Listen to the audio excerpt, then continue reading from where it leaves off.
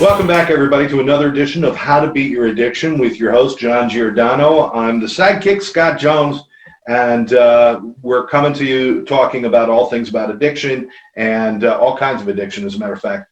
But one thing I want to tell you before we get started is if you like this program, or please, we encourage you to share it. Make sure you subscribe to the channel and definitely like us and leave comments, too, because a lot of things that, John was thinking about shows all the time, and it would be great to have some comments about what they'd like to see. Absolutely. So questions or anything else.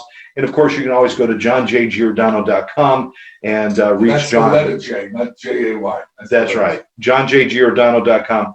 And you can leave any comments there as well, or get a hold of John through the website. But with that, of course, John and I, we got a great guest. We got Joshua Shea, who's coming from us from beautiful Maine, and he's excited about it. He's shaking his head. And we're going to be talking about, I guess we can call it an unpopular topic, which is porn addiction. And maybe it's kind of that topic that a lot of people don't want to talk about. John, I mean, we've seen it for years, but it's not something people talk about openly, right? Well, people don't understand there is such a thing as sex addiction. And that court case that's going on right now with that young man that killed these poor girls that are in the massage parlors. Yeah. And he says, it wasn't about them being Asian. It was about he was trying to eliminate these spas so he doesn't go to them by killing people, which of course does not make sense. Yeah. And it's a serious addiction that people don't realize that, Josh will talk about it, how it destroys families, and how people even commit suicide because they can't deal with it anymore. So, Josh, why don't you talk about it? You're the expert on porn addiction, and let's see where we go. Yeah, the first thing I want to say is porn addiction, sex addiction, one of the symptoms is not being a murderer. So this guy who killed the Asian people, he's just a freaking psycho. So let's get that out of the way right away. He might be a sex addict. He might be a horrible sex addict. I don't know. I don't know the guy. And I said the similar thing when Tiger Woods came out as a sex addict. I don't know his life. He could be telling the truth, but that does not excuse the behavior on top of it. Go stand in front of any judge and say that you have ADD or ADHD or addiction or Asperger's or any type of mental or behavioral issue and see how light your sentence is. It doesn't matter. You have to be able to control your stuff. And if you can't control your stuff, there are still prices to pay. I think so many people, and we live in a very caring society, probably more caring and more understanding than we've ever had, even though it often doesn't feel that way. And I think that there are a lot of people who give a lot of leeway for maladaptive behaviors within addiction. And while there is some gray area that you can, give people a little bit of push or pull, murder is not one of them. So, that's to me, that's off the table. This dude is just a psycho or schizo or I don't know. I don't want to offend anybody who walks around and is a, closet murderer and keeps their crap together. So good job. Don't murder anyone. But it's not sex addiction. Let's I don't want. Why don't we define sex addiction? Because many people don't understand. Yeah, and I'm glad you said that, because I think a lot of people, when they hear sex addiction, think intercourse addiction. And I don't necessarily like that as the term. What I think that sex addiction should be similar to drug addiction, where it's an umbrella term. And it should be called, unhealthy sexuality addiction, because within this, you do have intercourse, you do have pornography, but you also have other little things like exhibitionism, like voyeurism. These are unhealthy sexual addictions as well. One of the men who I met in treatment, his biggest issue was that, he would masturbate in his truck. He was actually a professional athlete. I won't obviously say who, but he was kindly retired from his organization several years ago when I was in treatment. And he kept getting caught by people in his truck after games masturbating. Now, that's an unhealthy sexual addiction. Doesn't have to do with intercourse, doesn't have to do with porn. So, again, calling it just sex addiction, I think sometimes mainstream America doesn't understand that. So, I hope that as this becomes more understood, that we have these branches. Opiate addiction is different than benzos addiction, and you have these different classifications that come with different symptoms, that come with different behaviors. And I think it's important for people to realize that, you can use sex addiction as a catch-all term, but it does vary from person to person quite a bit. Well, I'm glad you said all that. And what we call it is addictions. We call it RDS, reward deficiency syndrome, when you want to go into the neurology of addictions, the lack of dopamine and serotonin. And when people are deficient in that, they look to medicate. Right. So what happens also, we call addiction when you continue to use a substance or a behavior in spite of adverse consequences. I think we could call that addiction. Oh, absolutely. And when people ask me, they say, well, my husband or my boyfriend looks at porn once in a while, because I do a lot of coaching. I do a lot of coaching with the wives of porn addicts, and I do a lot of coaching with women who simply have betrayal trauma. And one of the most interesting things is that there are a lot of women who will come to me and say, I've told him many times not to watch porn, and I've caught him in the last 5, I probably catch him once or twice a year watching porn. And I have to explain, that doesn't make him a porn addict necessarily. That makes him a bad partner, but that doesn't necessarily make him a porn addict, because porn addiction does not take place between the legs. It takes place between the ears, where all addiction takes place. Well, we're talking about, but some people look at porn, even couples look at porn, and they look at it to stimulate their sexual relationship too. So, what about They do, but the statistics show, it's one thing to enjoy watching it prior to your relationship. It's one thing to be on the same page with it as you enter the relationship. Like I say, my crusade is not necessarily against porn, because I could bang my head against a wall and get more results. We're not going to outlaw porn ever. It's been around since the dawn of time. So that's kind of a silly crusade to fight. What I fight is unhealthy sexuality. And what more couples need to recognize, couples who are married and introduce pornography to their marriage, they have a divorce rate that's 3 times higher than that of people who don't introduce pornography to their marriage later on. Why do you think that is? I think it's because there are already problems and that they are looking for quick fixes. I don't necessarily think that if you look at porn, you're destined to divorce, but I think you're already on the road to trouble. And I'll tell you, I have probably read at this point over 100 academic papers, studies, reports about pornography, whether it's marriage, whether it's talking to your kids, whether it's effects on society. I have never read a single report where the conclusion is pornography is good or healthy. There are people who can use it and not develop problems. Like, as I'm sure you both know, I was also an alcoholic.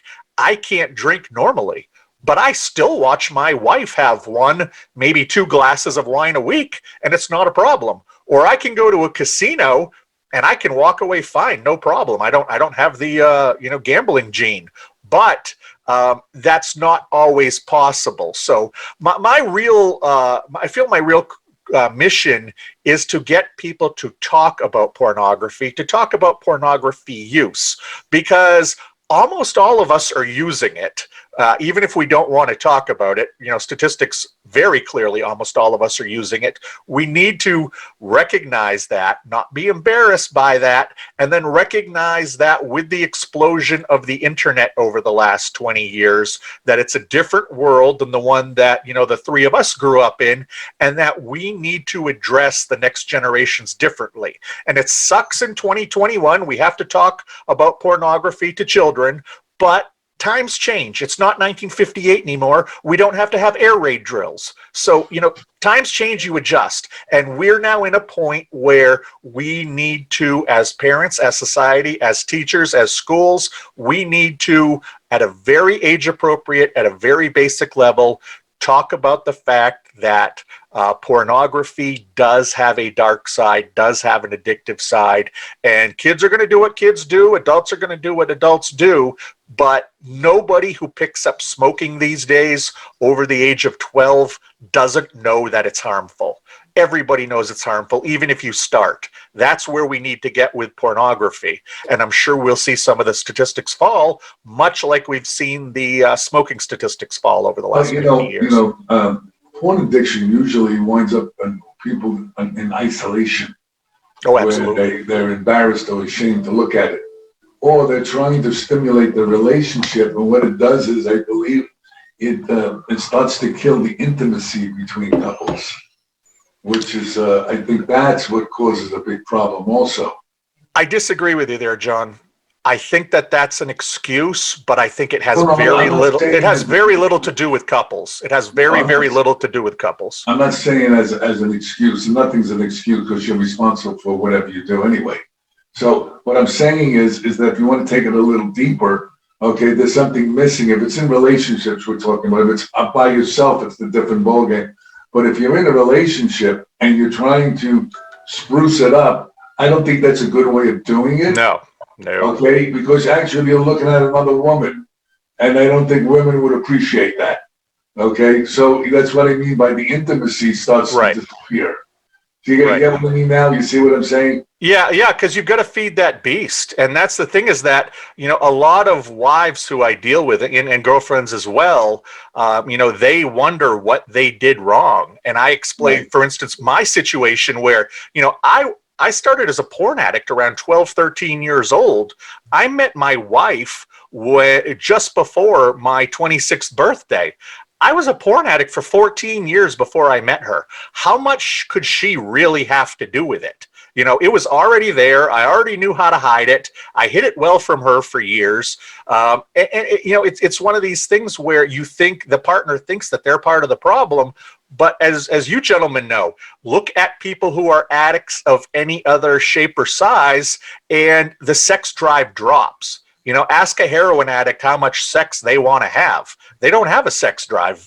And that's what happens in addiction. But because porn addiction, sex addiction so closely involves nudity, sexual activity, orgasm, it becomes all intertwined. When I was an addict, up until the last probably year, I had a fairly regular sex life with my wife, because what I got out of sex with my wife was intimacy. It was the human touch. It was love. That's not what I was looking for with porn. I didn't need any of those things with porn. My porn addiction was about control and power.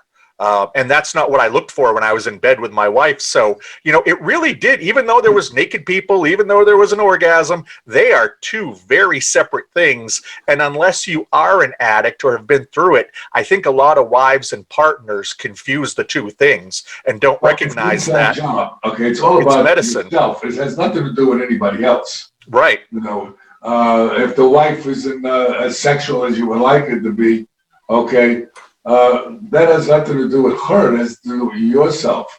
Okay, right. So we look for these outside stimulations like that. What it does, it destroys what, it's like the fix is worse than what's going on, Right.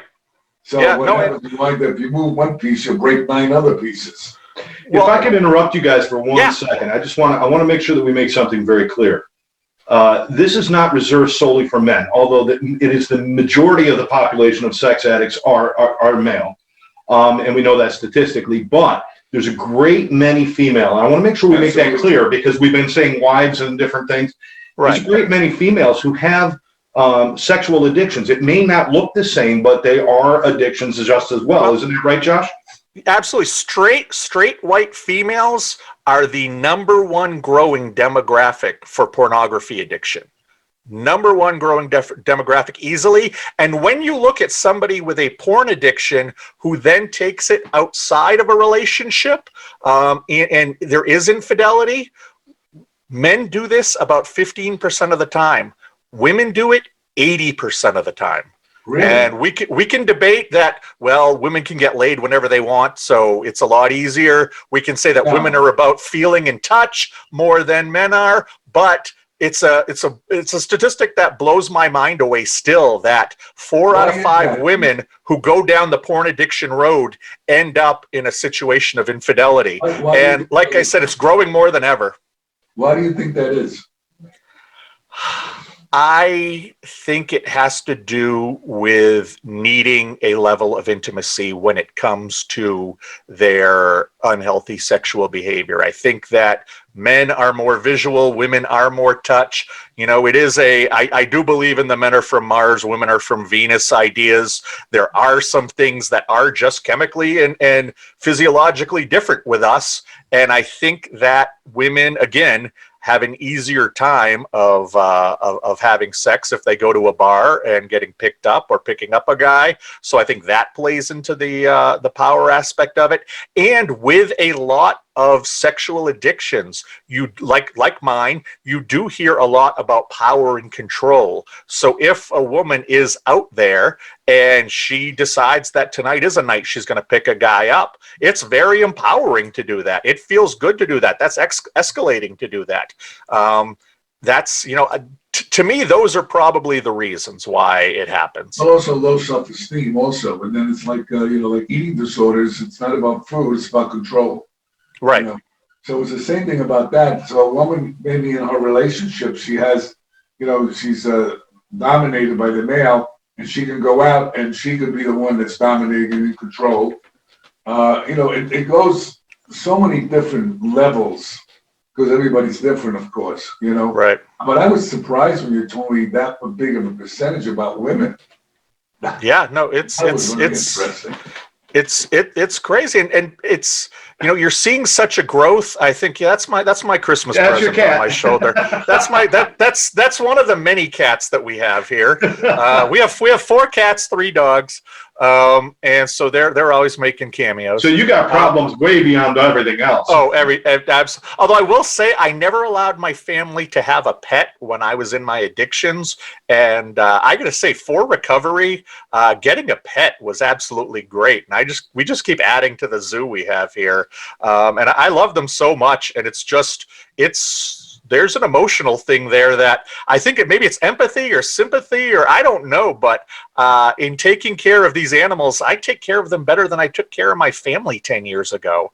It took me a long time to learn how to do that. So I've been preaching on my Instagram and other places, because we now actually foster puppies, and we bring them into the house usually once a month for a week or so.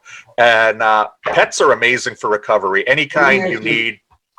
Josh, to change the conversation for a second, is our audience, what can we tell them some of the strategies they can use to help them, with their addiction with porn, once they realize they have one? Well, like any other addiction, if you've reached that point, you're not a casual user anymore. This is affecting your life. You need to make the decision that you're going to be proactive in changing things. And the first thing that I would say is to try to make it more difficult for yourself to look at porn. I don't think that this is a long-term solution, but in the short term, do something where you put the computer not next to your bed or someplace different. You've got to mix up your routine while you go get help. I think that's the best thing at home when you're alone. Second best thing to do, in my opinion, is to talk to somebody who has been a porn addict and is in some level of recovery. If you can't find a porn addict, find a different kind of addict, because we all have a lot of similar things going on.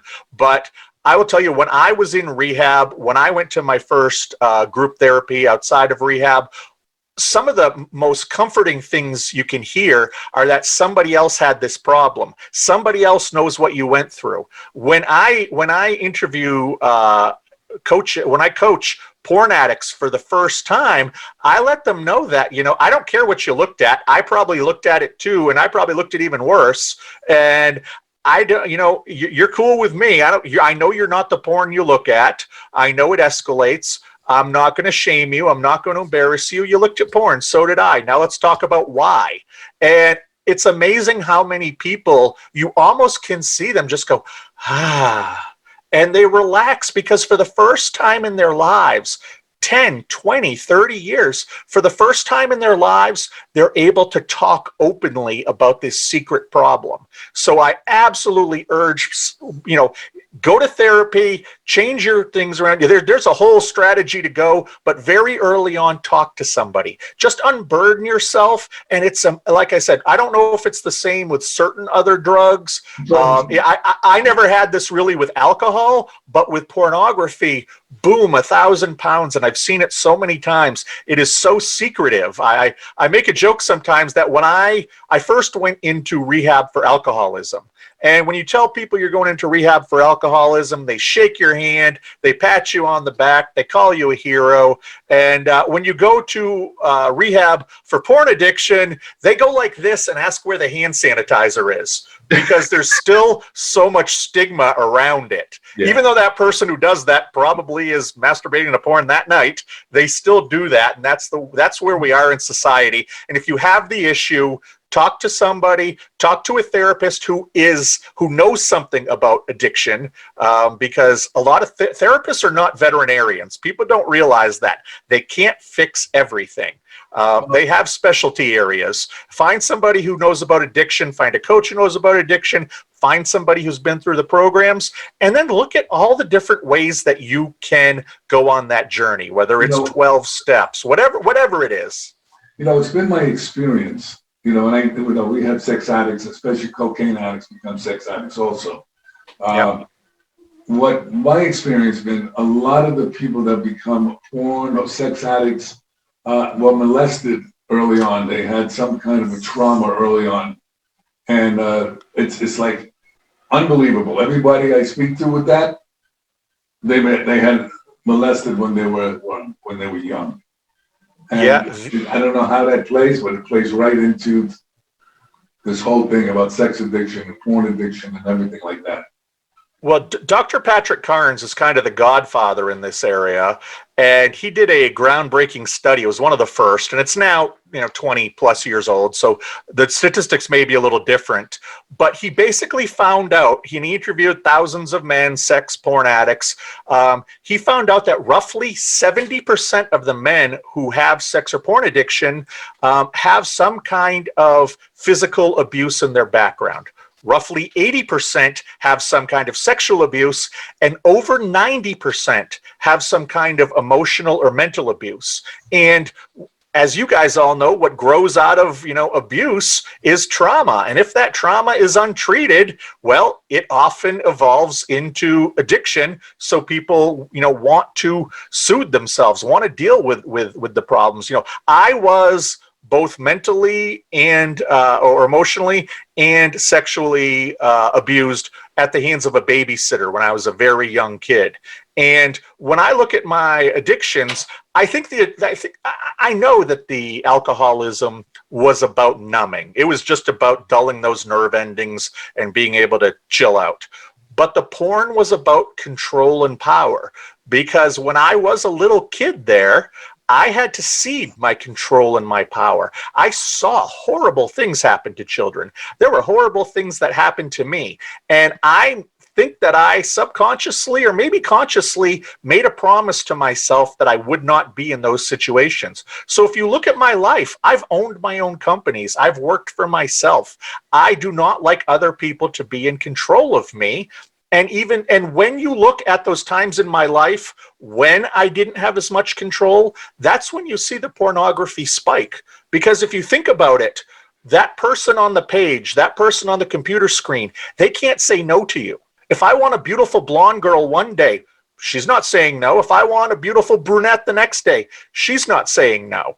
And nobody on that computer screen can nag you and say, it's time to take out the trash, or you didn't do a good job at your work today. When you are in front of that computer screen looking at pornography, you are the king of your fantasy universe. Nobody says no. And if you don't like what you're looking at, you skip to something else. You don't like that, you skip to something else. Unfortunately, with addiction, you get stories of guys 3, 4, 5 hours in front of the computer searching for that perfect piece of porn that tickles them in the brain that can lead to the orgasm, because the orgasm is kind of like a checkered flag in auto racing. It lets you know that you're done. That's really what it serves, the purpose it serves when you're having one of those porn sessions. And I've talked to men who, thankfully I didn't enter this area, but who would literally masturbate themselves to injury 6, 8, 10 hours a day, where they would have to take days off to literally heal because like that. Yeah. They hurt themselves. And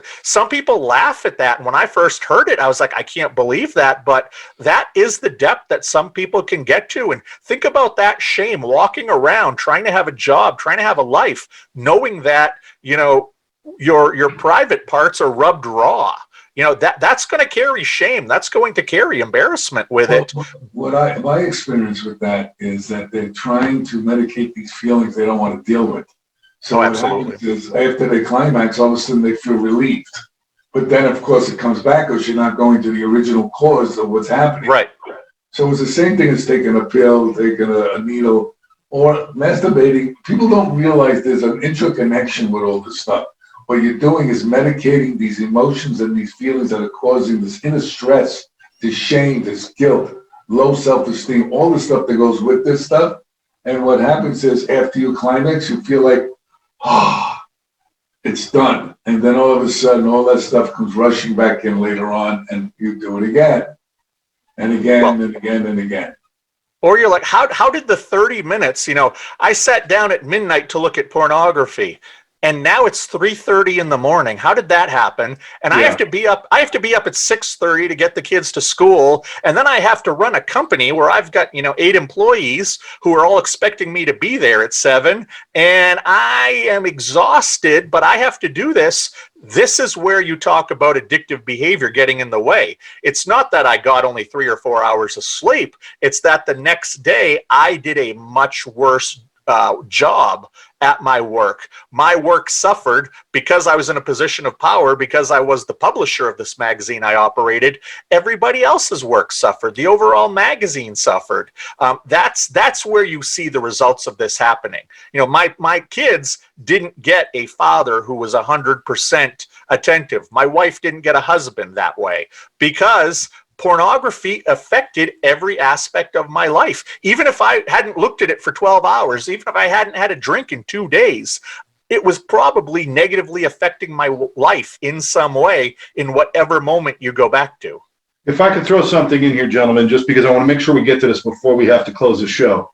I think it's important for people to understand. I think the scary part is for people with sexual addictions, porn addictions, is now I can't have sex at all. I have to be abstinent. And that's not healthy either. So, no, maybe both of you can address this. It's like, listen, an alcoholic, I never have to pick up another drink. A drug addict, I don't have to pick up heroin and do it to keep my sanity. I could be sane without it. But I do need intimacy in my life, and I do need those kind of relationships. How do you find that balance? And isn't that kind of scary? Somebody who's coming out of a porn addiction, all of a sudden they're standing and they're having an intimate relationship with a woman. How hard is that? Well, in my experience, go ahead, John. Go ahead. No, you go ahead, John. Yeah, my experience is that what happens is sometimes they can't get stimulated to have sex because they wind up, their penises don't work because it's all like you said, between your ears, and they're not excited enough to even have sex with their wife or their girlfriend because they needed that stimulation with the porn or with a magazine, which he used to be, dating herself. All right. This is also a thing for them because they don't know how to act without it. Just like with drugs, for me, my life was completely different when I was on drugs than what it is like now. So it's like you got to give time if you want to change things. Absolutely. You got to go to therapy. You got to go with somebody. For me personally, I know that people say, well, therapists that don't have to be an addict to understand addiction. When you live it, it's a whole different ballgame than when you view it. It's like reading about how to play football and you're standing on the sidelines. It's completely different than getting into the game and playing on the field. So absolutely. Yeah, and I really believe that there is a difference because then you can make that connection. It's a rapport that you cannot get from a book.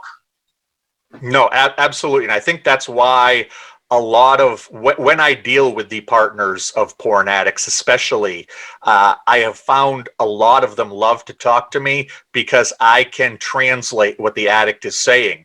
Sometimes the addict says something and they don't believe them, and the addict is telling the truth. Like the addict is saying, "I love you." The addict does love them. The addict is just ruled by their addiction, and Right. that love will never be stronger than the addiction until they get some help. And it's interesting you mentioned the the not being able to participate in sex because of the porn-induced erectile dysfunction. I think that porn-induced erectile dysfunction is what we need to be telling every 13 and 14-year-old boy about out there. Because and this is not scaring them, but I worked with a couple, one of the first couples I ever worked with about 2 years ago. The guy was 22, the girl was 20. He had essentially fried his brain on porn to the point that they couldn't have regular sex. For them to have sex, they had to bring a laptop or a phone into the bedroom and porn had to be playing. And she got sick. She was a nursing student. She understood addiction. She was trying to help him. But she eventually got sick of this. She figured out another way to do things. He would sit in the bedroom looking at their laptop. She would be with her phone in the living room. And they would be sexting back and forth with each other because to his mind, that was pornography since it appeared on a screen. And just at the point where he was about to have an orgasm, he would yell out to her and she would come running into the room and they would finish like quote unquote normal people. But if you think about that, if that's the way that they have to move forward, they can't conceive a child without pornography playing in the room. And she's a saint of a girl. I haven't talked to them about a year, but she was a saint of a girl who a lot of women would not put up with this. And 14-year-old boys, I don't believe they want to be porn addicts. I believe they want girlfriends and they want to have sex. But they'll take what they can get when they're 14 because statistically, sex is not going to happen for another 2, 3, 4 years. So they'll take what they can, perhaps develop an addiction because there's no education around it. Let's tell them, listen, there's a percentage of guys who, when they do this, they go down this road. And like you said, John, essentially their penises stop working. If you think you're going to get a girl with a broken penis, you're not going to. So think about the porn when you look at it. Think about how much you look at it. Think about why you look at it. And that's what we need to tell our boys just entering puberty. Your penis can break, so be careful. And is it scaring them? Perhaps, but it's scaring them with the truth. But there is a point where there is a reversal. I mean, there can be a reversal where you can assume more of a normal sexuality absolutely after a period of time. I just want to I don't want people to think communication. Listen, I've gone so far I can't fix it anyway. No, exactly. Communication with your partner is number one. You need to be on the same page. Healthy sexuality only exists when you're on the same page, and that's scary for a lot of people. Those conversations with my wife about healthy and unhealthy sexuality were among the scariest because I never had deep, intimate talks with her about sex, but I needed to do that as part of my recovery. And I think it's also a bit like, and I have bipolar disorder as well, every 4 or 5 years I have to change up the meds because they kind of just, I get used to them. And there's this adjustment period that can sometimes really suck, where you have side effects and all of a sudden everything you're eating tastes like metal, or your ears are ringing and you know that's not the thing for you, so you have to move things around. After you get out of treatment, when you start to come back into this world of hopefully healthy sexuality, you don't cannonball into the pool. You walk in slowly. Start with some light touching. Start with some light kissing. Work on the intimacy. Work on that side of things. The orgasm will come, and it'll eventually happen. It will.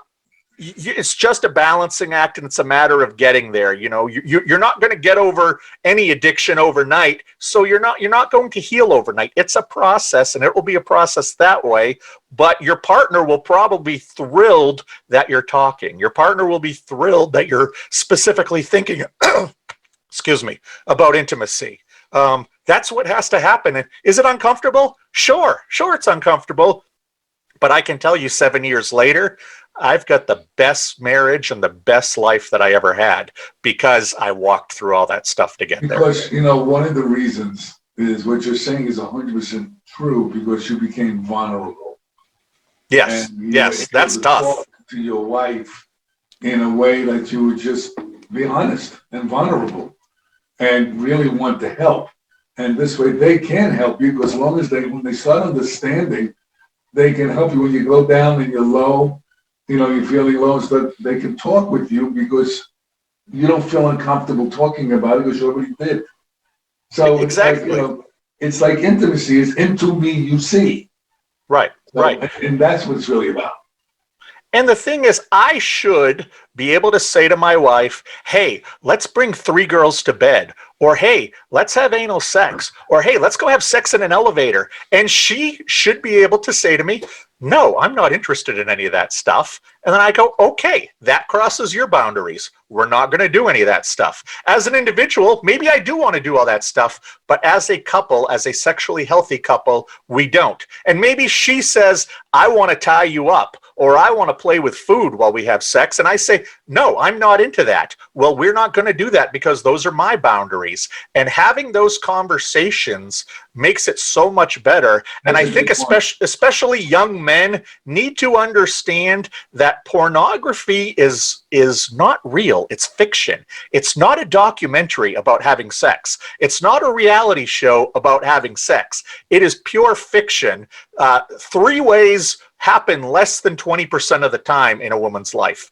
Anal sex happens less than 15% of the time in a woman's life. If you watched porn, you'd think that 100% of guys do this and 99% of girls do this. It's not real, and that's the other thing that we need to continue to say. Just to end it, I guess, because we're getting soon, just to top it off, this way the woman doesn't feel it's like I'm less than, and maybe I'm not enough for him. That's why he's going outside and looking at this porn and stuff like that. Maybe I'm not having sex right with him. And they bring up all the insecurities of the other partner. Right. And once you verbalize it and explain, look, it has nothing to do with you. This is me in my head. Okay, it makes and you get closer with that human being, that wife or that relationship, because of your vulnerability, because you open up and you say, and it's not about her, it's about us. Yeah, gentlemen, just for some final thoughts real quick. Somebody was saying the other day, I actually heard them say that thanks to the internet, I've seen more naked women than all of my ancestors combined in my lifetime. Because of the internet, it's all right there. Now, you said we need to be able to talk about this more. Josh, you were talking about we need to be able to talk about this. How do we reach that point? Or how do we have those conversations in a healthy way? Not just about when we're dealing with somebody who does have a porn addiction, but just as a culture and a society who is the most sexually repressed and yet sexually explicit society on the planet. Absolutely. We've got everything, but we don't talk about anything. How do we start having those conversations so that it can be like the alcoholism? I'm going to get treatment, people pat you on the back. How do we have those conversations? Where does that start? Like in families or even among friends? How do you do those? I think the safest way to start it, okay, because most people don't understand that emotional roller coaster ride that addicts go through, is with a third party, with a therapist. That's the best way, I believe, to open it up. so you're in a more safer environment and they can intervene, when it gets too far left or too far right. I think that would be the best way, not to just blurt it out to your wife. I don't think that would be a good idea because they wouldn't understand. Right. I also think society in general needs to become more educated. My most recent book I wrote that came out last summer was specifically about how the world of online pornography changed in the first 3-4 months of the pandemic, because it was radically different.